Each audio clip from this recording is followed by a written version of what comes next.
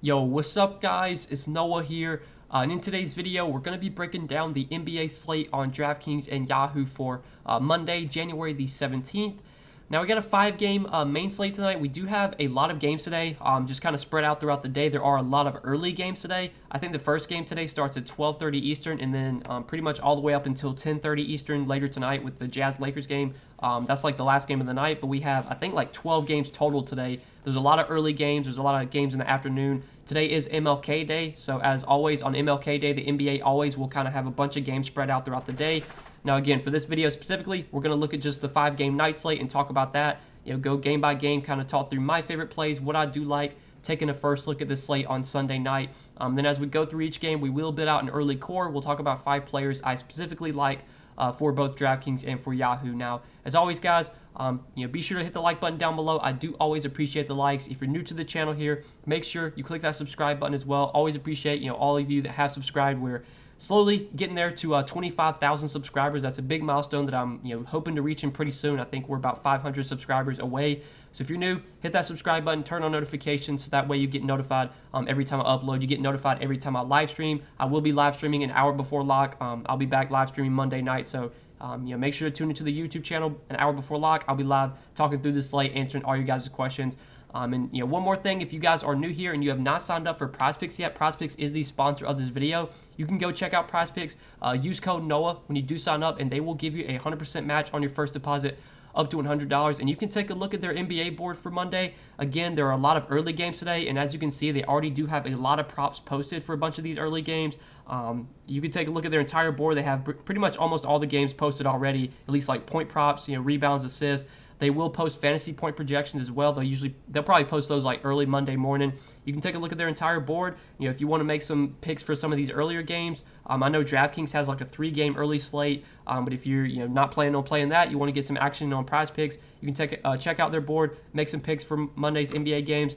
Take a look at all they have to offer. You can check out some of the stuff they have for NFL as well. We have a big playoff game tonight, the Rams and Cardinals game. So if you want to check their NBA board or their NFL board, see all the stuff they have for Monday Night Football. You can make some picks for Monday Night Football. You can make some match sports. You can win up to 10 extra money on PrizePicks. Again, guys, if you want to sign up over there, use code NOAH when you sign up, and you'll get that 100% match on your first deposit up to $100. And if you guys do want some of my favorite picks on PrizePicks each day, along with the entries that I am playing myself, I probably will be playing at least 1 or 2 entries for some of these early games. That's kind of my way of getting action in for these early games. I don't think I'm going to play like the 3-game early slate on DK, but I'll definitely have some PrizePicks action in. So if you guys want my entries on PrizePicks, what I'm playing, that's available on Patreon. You can check that out. It's linked down below in the description. It's always available for those of you that are interested in the Patreon. But yeah, guys, let's take a look at Monday night's 5-game slate. We're going to start off with the Portland and Orlando game. So Portland, they've been a team we've kind of been targeting lately because they've been pretty shorthanded. Today's not really going to be the case. They're getting CJ McCollum back today, Portland is, and Norman Powell is questionable. He has a chance to return as well. So Portland's kind of a tricky team to look at today. I mean, they're getting one of their main guys back in CJ McCollum. I'm assuming CJ McCollum will probably be on some sort of minutes limit. He hasn't played in over a month with this collapsed lung that he had. It's great to see that he's even back and playing this year. I thought maybe there was a chance that he'd have to sit out the rest of the season, but he's back. He's going to return Monday. I don't think CJ McCollum's going to really be playable in DFS, but I think him coming back is going to take away from Nurkic, going to take away from Simons, to where I don't really think you're going to want to be paying the price tags for these guys. Now, obviously, Anthony Simons, I mean, he's been great as of late, but now that CJ McCollum is back, like, do I want to pay $8K for Anthony Simons? Probably not. I still think Anthony Simons is going to have a big role while Damian Lillard is out, but I don't think he's going to be like an 8K player. I think his price is going to slowly start to creep down now that McCollum is back. Nurkic at 8,100. I guess I could still see Nurkic having a good game. Like, I don't know if Nurkic's role changes too much. I still think he's going to play big minutes if it's a close game, but Simons, I think, will definitely lose usage and won't have the ball in his hands as much now that CJ's back. If Norman Powell plays too, I mean, that's just that's another guy that can take usage away from Simons. Robert Covington at 6'4", I'm not going to pay that price tag for him now. Nasir Little at 5'2", I think is overpriced as well. So really everyone on Portland is overpriced now that CJ McCollum is back, and potentially Norman Powell could be back as well. And I don't think McCollum or Powell you're really going to be playing at their price points. So Portland's a team I think we can kind of just fade today. Like, I really don't see much I like from Portland. And then on the Orlando side, The Magic are a team I think, kind of looks appealing today. I will say that at first look, taking an early look at this slate, like this is not the best slate. There's not much that stands out early look. There's not, really any clear plays today. All these teams are kind of, pretty much getting back to full strength. Like there's no super short-handed teams today, so really tough slate in general. But on this Orlando side, like I think Orlando's a team we're kind of be looking to today. Cole Anthony's only 7,300, gets a good matchup against Portland. Now, I don't know why, but Cole Anthony's minutes these last 2 games have just not been that great. 29 minutes in a close game against Charlotte. Last game was a blowout against Dallas. He only played 26 minutes then. I want to say that in close games, Cole Anthony will play like 33, 34 minutes. Again, the matchup's really good. If this game does stay close, I think Cole Anthony does have some upside. So I do have some interest in him at 7,300. I think Franz Wagner at 5,700 offers a lot of upside as well. Now, we have seen somewhat of a low floor from Franz Wagner. He's had a lot of, disappointing games, 24 DK points, 17 DK points, 13 DK points last game. But I think the ceiling is still there for Franz Wagner. 40 plus DK points in 2 of his last 3. He's played 32 and 37 minutes in those games as well. Like I think if Franz Wagner is playing well, they will play him big minutes if it's a close game. I think he's another guy that offers a big ceiling. Floor might be somewhat low. All these Magic guys have a somewhat low floor just because they're a really bad team. You'll see a lot of games where they get blown out and these guys don't play their full minutes. But I think in close games, when we do get 33, 34, 35 minutes from Wagner, from Cole Anthony, like these guys can put up 40 plus DK points. So 5,700 for Franz Wagner, I actually kind of do like as a first look play. And if you guys want to go to him on Yahoo as well, I think he looks pretty appealing there. $22 at the small forward position. Definitely like Franz Wagner as like a early look play. And then Mo Bamba, we'll have to wait and see what they do with the starting lineup. So Mo Bamba made his return from injury last game. I think he had missed like 2 or 3 games. He came off the bench last game and only played 17 minutes. He did have 5 fouls though in those 17 minutes. I want to say that he probably would have played more, but I think he was in foul trouble. I think he kind of lost out on some minutes because of that. Now, if Mo Bamba comes off the bench again, I'm probably not going to be interested in him at 5,600, but if they do move him back in the starting lineup with Wendell Carter Jr. out, like I think Mo Bamba will probably play close to 30 minutes if he's starting, and at 5,600, I mean, he is definitely someone I do have some interest in at the center position. I think he'll be, more of a tournament play, but, the upside for him is there if this game does stay close. Jalen Suggs at 4,800, probably not going to go there. Same with Terrence Ross. Okeke has been starting lately. He's been playing about mid-20s minutes. We haven't really seen much upside from Chuma Okeke, but I think, with Wendell Carter out, you will see him play 25, maybe 30 minutes. He's only 4,600. We don't really have a ton of standout value right now. So I think Chuma Okeke as a cheaper option makes some sense at 4,600. Robin Lopez started last game, but he only played like 17 minutes. So even if Robin Lopez starts again, I'm not that interested in him at 4K. I just don't think he's going to get a ton of minutes with Mo Bamba back. Mo Wagner's been playing really well as well. They've been giving Mo Wagner more minutes lately. 28 minutes against Charlotte, 20 minutes last game against Dallas. Maybe you could go to Mo Wagner as like a cheap value play. He's only 3,800. He's a really good point per minute player. It's just hard to predict how many minutes he gets. Maybe they're looking to play him more right now. I would think probably just give him minutes over Robin Lopez, but it seems right now they're inclined to play Robin Lopez some. But I think Wagner as a punt value play, again, we don't really have any punt values on this slate right now. We could potentially have some depending on how some of these question marks shake out. There are some questionable guys in some of these later games that we'll talk about. But I think Wagner at 3,800, even though he's going to come off the bench, he probably does play around 20 minutes, which I think could be good enough with how good of a point per minute player he is. So he is a punt option that I think is viable today. But that's it for Orlando. We can go ahead and move on to the next game, talk about Toronto and Miami. So Toronto today, their main guys are pretty much all back except for Gary Trent. Gary Trent is once again questionable. I think he's been out like their last 2 or 3, maybe 4 games. Obviously, Gary Trent, when he's healthy, he does play a lot of minutes. So him being out does kind of matter because, with how this Toronto team, with how they run their rotations, they're just going to give so many minutes to the key guys that when a key guy is out for Toronto, it just allows for someone else to step up and play a lot more minutes. And we've seen that be Chris Boucher as of late. These last few games, Scotty Barnes and Gary Trent have both been out. And Chris Boucher has kind of been the guy that's gotten a big boost in minutes. Played 36 minutes last game against Milwaukee with Barnes and Trent both out. Played 37 minutes against Phoenix, and Barnes and Trent were both out that game. I mean, 5,700 for Chris Boucher, that price tag feels about right, but I think if Gary Trent remains out, like, there's upside for Chris Boucher just because they can play, like, different lineups. Like, they could go big. They could play, like, Van Vliet, OG, Barnes, Boucher, Siakam. Like, that could be, the 5 guys that you see on the floor for Toronto. So I think Boucher at 5,700 kind of looks appealing if Trent's out again. I think Van Vliet and Siakam over 9K. Neither one of them really stand out today. Now, obviously, these guys are going to play a ton. We know the Raptors are going to run a tight rotation. They're going to give their main guys a ton of minutes. Van Vliet probably plays like 40 minutes if this game is close. But 9,300, I think he's priced where he should be, especially since the matchup against Miami is really not that good. Same with Siakam at 9,200. I think Siakam's priced about where he should be, but again, the upside's obviously there. He's going to play 40 minutes, and he's a really good point-per-minute player. It's just that, you're paying a premium for him right now. It's not like you're getting much of a discount on Siakam. I think OG at 6,700, probably priced where he should be. I think Scotty Barnes looks kind of appealing, though, in the mid-range. So Scotty Barnes is making his return. He missed, I think, maybe 1 or 2 games. He played against Detroit, and then he sat out their next game after that. But he should be good to go, not on the injury report for this game. I'm expecting Scotty Barnes to be right back in the starting lineup and play in his normal 34, 35, 36 minutes. Scotty Barnes, another guy in this Toronto rotation that's going to play big minutes on a nightly basis. Scotty Barnes, we've seen kind of a low floor from him. There's definitely games where he does disappoint, but he can, provide upside. He does kind of contribute in all categories.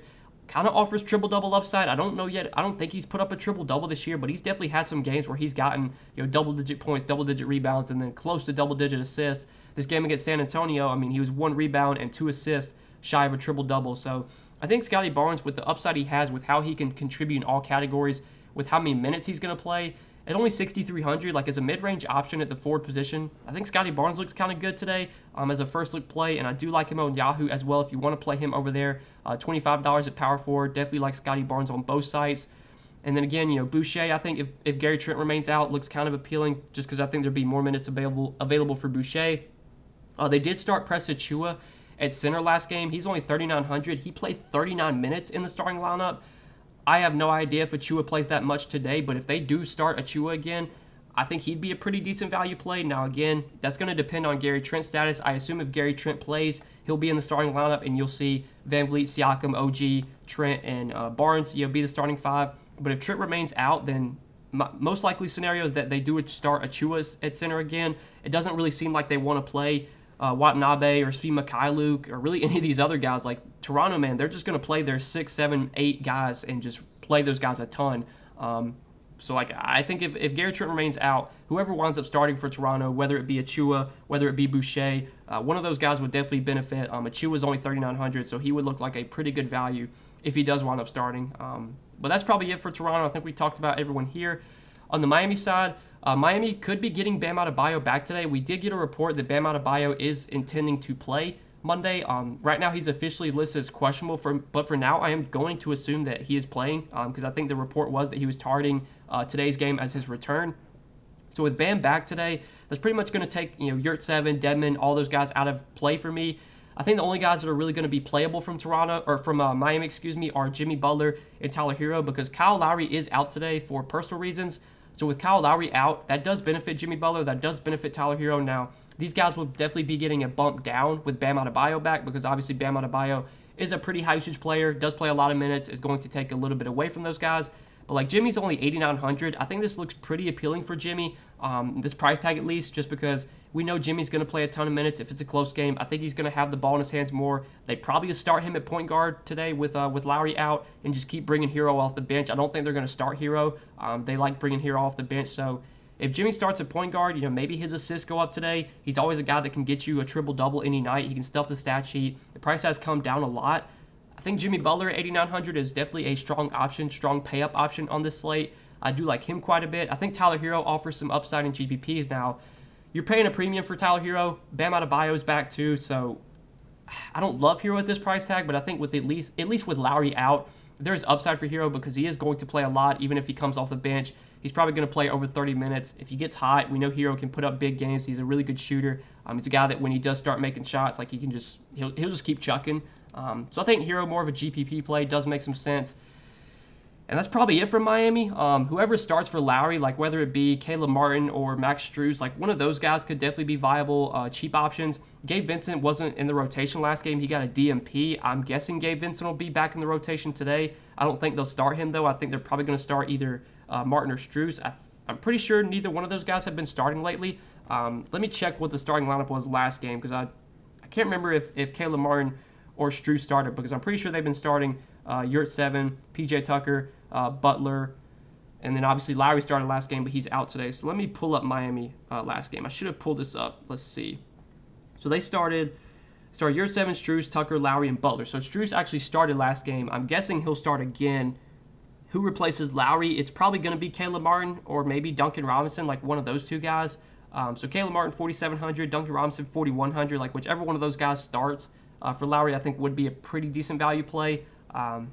I don't think any of this Miami value is going to look great, but I think, depending on what kind of value opens up, right now there's not much value at first look. Whether Robinson or Caleb Martin starts, one of those guys would be viable cheap options if you're looking to go for some value there. But that's probably it from Miami. We can move on to the next game, OKC and Dallas. So OKC, man, like they're a team that I have not been playing much of lately. I've kind of been fading OKC just about every slate. On this little 5-gamer with lack of options, I think some of these guys from OKC do look appealing. I think SGA is always viable. He always has upside if games can stay close. The only issue is that the Thunder are terrible and they get blown out a lot. So there's a lot of games where SGA just doesn't play his full minutes. But I think if we do get like 35, 36 minutes from SGA today against Dallas, like I think he could do fine. I don't think he's like really a standout player or anything, but at least viable. I think Josh Giddey's viable at 7,100. I think he's priced probably where he should be, but Giddey is one of these guys that can contribute in all categories. Does offer some triple-double upside. Again, priced where he should be, but at least playable today. Lou Dort, 5,300, like I guess is fine. They probably want Lou Dort out there as much as possible to guard Luka. I'm guessing Luka will be guarded by Lou Dort, so like Lou Dort at 5,300 may be fine. But I'm not really excited about these OKC guys. Like I think if I was playing multiple lineups, you could sprinkle in some SGA, sprinkle in some Giddey, but there's no core pieces coming from OKC.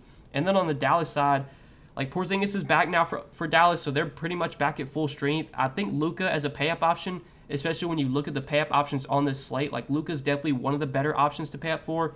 We don't have like Jokic, Giannis, Embiid. A lot of the guys that we pay up for often, like those guys are not on this slate today. So Luka at 10-7 against the Thunder.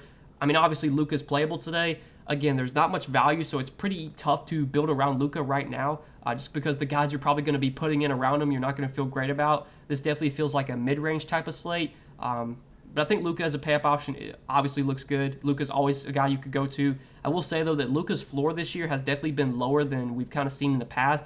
He's had a lot of like 30, 40-point games. That ceiling is still there, but I think the floor on Luka makes him more of a contrarian option. He does have some bust potential. Porzingis at 7-9, probably not going to go there. I think in his first game back, he only played like 28 minutes. It was a blowout, but I don't think I'd be going to Porzingis today. Brunson I don't really like with Porzingis back now.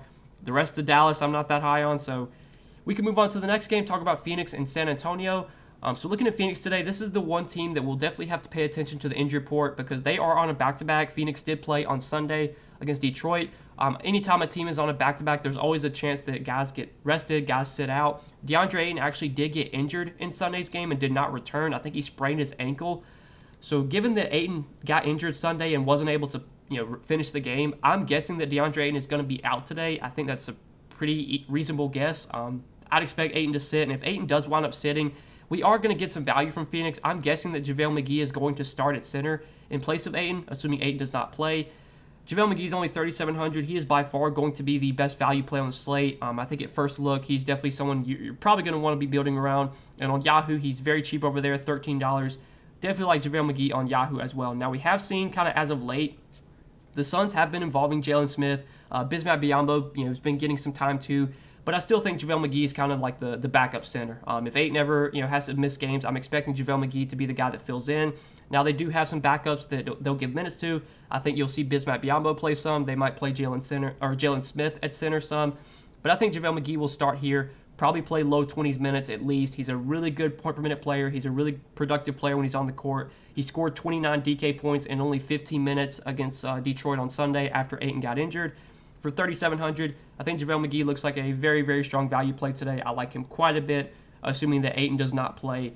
And then, Devin Booker, Chris Paul, I think are both pretty solid on this slate. Chris Paul, given them a little bit of savings, I do like quite a bit as a mid-range guard option, 7,700. Now, Chris Paul, the floor on him, it's kind of low as well. Like, we've seen a lot of disappointing games from Chris Paul this year, a lot of 30-point games, 26 points, 29 points against Detroit. I'll admit it was a blowout, but 29 fantasy points in 27 minutes from him, obviously not great.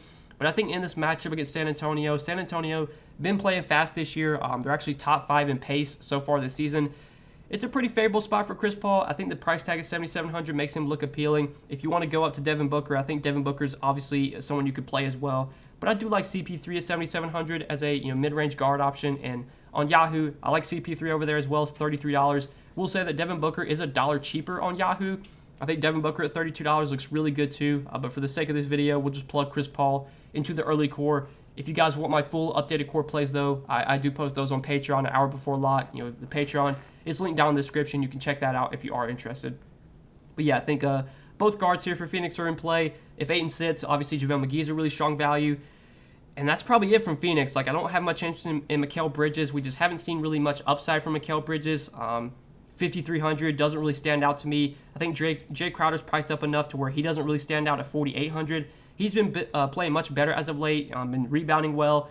Been giving you 9-10 points. He always has a threat for, or is always a chance to get a double-double. I think without Ayton, if Ayton winds up sitting, like, that will help Crowder's rebound numbers. When it comes to scoring, he's really just going to be out there to shoot threes. He's not really going to create his own shot. At 4,800, again, I think he's priced where he should be, but Crowder's at least playable today, especially with the lack of options that we have on this slate.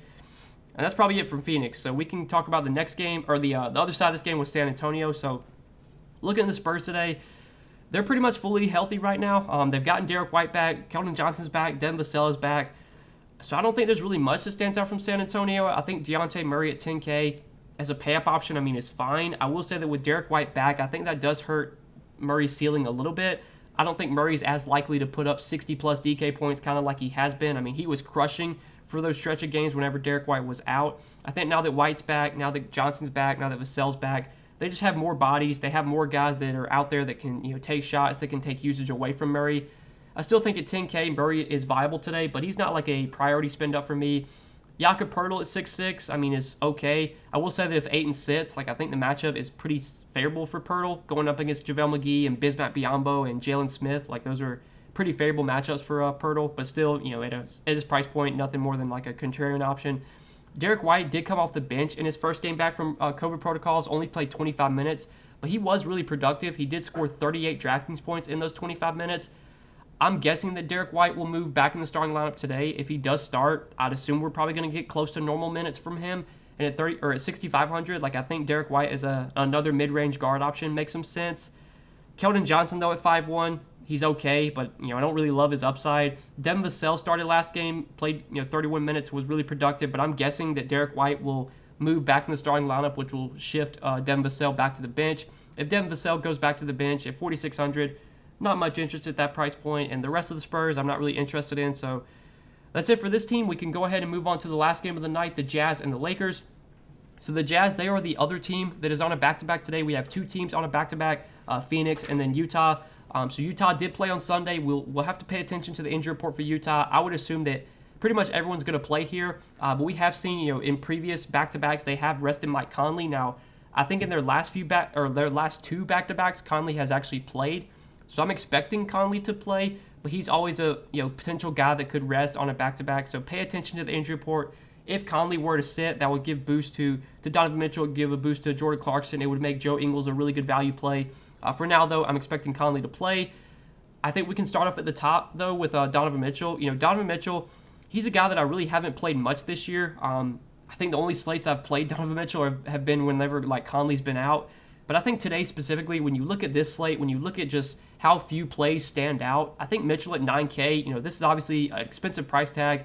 I don't think Mitchell's going to project that well at this salary, but the matchup's really good against the Lakers. The Lakers play really fast. They haven't been good defensively. Mitchell, we know, has big-time upside. In a matchup like this is a spot where Mitchell could definitely put up a ceiling game, could go for 50-plus Draftkings points. I think as a tournament option, Donovan Mitchell does look pretty appealing today, and I don't think he gets much ownership even on a shorter slate like this. So at 9K, I do like Donovan Mitchell quite a bit. And I really, again, I haven't been on Donovan Mitchell much this year, but he is someone I do have interest in given the favorable matchup. And on Yahoo at $37 at shooting guard, I think he looks like one of the better shooting guards on Yahoo. We talked about Devin Booker earlier for $32, but I think Mitchell at $37 also looks really good on Yahoo. Like him quite a bit there. Then you have Rudy Gobert at 8,300. I'll be interested to see what the Lakers do with their starting lineup. So last game against Denver, The Lakers actually did start Dwight Howard at center to match up with Nikola Jokic. I'm guessing they're going to start Dwight Howard at center today to match up with Gobert. Whether Dwight Howard starts at center or LeBron starts at center, I think it's going to be a pretty good spot for Rudy Gobert. The price tag at $8,300 feels a little bit too cheap. Gobert's been a pretty safe, high floor option this year. I still think the ceiling for Rudy Gobert is kind of questionable. Gobert's a guy that's pretty unlikely to go out there and put up a score that wins you the slate. Gobert's really unlikely to put up 60 DraftKings points, but I think he's pretty likely to get you 40, 45, which is going to be solid at his price point. And obviously, there's upside for more in the spot against the Lakers. So I think Rudy Gobert's definitely in play at 8,300. Conley at 61, not really that big of a fan of. The rest of the Jazz I'm not too high on, like Bojan, Clarkson, Royce O'Neal. I don't really like these guys. I think it's really just Mitchell and Gobert for me. By some chance, if Mike Conley does rest on the back-to-back, then we could start to look to guys like Clarkson, Royce O'Neal, and then obviously Mitchell would look a little bit better as well. Or Clarkson Ingles. I don't know why I said Royce O'Neal. Clarkson Ingles, and then Mitchell would look better if Conley sits. But for now, I'm assuming that Conley's going to play. But that's it for the Jazz. We can talk about the Lakers now real quick before we do end the video. So looking at the Lakers today, LeBron 10,900. I think LeBron's probably one of the best pay-up options on the slate. I think I probably would put LeBron ahead of Luka, probably ahead of Dejounte Murray as well. We only have 3 guys above 10K today, and that is LeBron, Luka, Dejounte Murray. I think LeBron would be my favorite of those 3. The matchup against Utah may not be ideal. Utah, plays at a pretty slow pace. They're not the best defensive, or they are one of the better defensive teams. In terms of defensive rating this year, Utah, where are they at? Let's see. They've been about middle of the pack in defensive rating, but normally Utah's been one of the better defensive teams just kind of, the last few seasons. I wouldn't say the matchup or anything is great for LeBron, but LeBron's just going to have to carry such a heavy workload. The minutes are going to be through the roof if this game stays close. He's going to play 36, close to 40 minutes. He's got massive upside here. Even in a tougher matchup, I still think LeBron looks pretty good on the slate, especially when you look at the other pay-up options today. There's no one that stands out, in terms of studs. So I think LeBron looks really good. The rest of the Lakers, the only really other guy I have interest in is Dwight Howard. So Dwight Howard did start again, like I said earlier, he did start in their last game against Denver. They started him to match up with Jokic. He played 21 minutes, but that game was a blowout. I don't think he played much at all in the second half. And I actually did look at the rotations before I started making this video, and I think Dwight Howard, he played 15 minutes in the first half. So he was on pace to play 30 minutes last game had the game stayed close. But obviously, the game blew out, didn't really play much in the second half. I think if today's game stays close, they're going to need Dwight Howard out there to match up with Gobert. So I think Howard will play 26, close to 30 minutes. I'm assuming they're going to start Dwight Howard at center again.